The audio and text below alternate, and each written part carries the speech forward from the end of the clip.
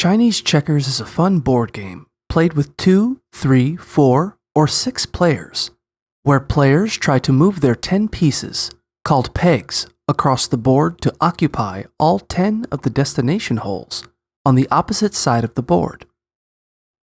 To play, each player starts by choosing a colored peg and setting their pieces up in the designated triangle that matches their color.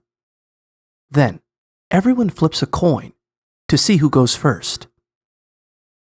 Each turn consists of a player moving one peg. A peg may be moved to any adjacent space as long as it's open.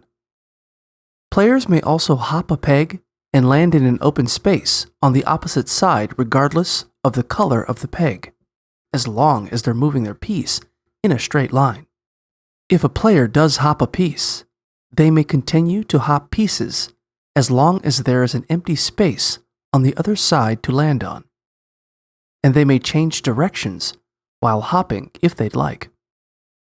Unlike traditional checkers, hopped pieces are not removed from the board in Chinese checkers.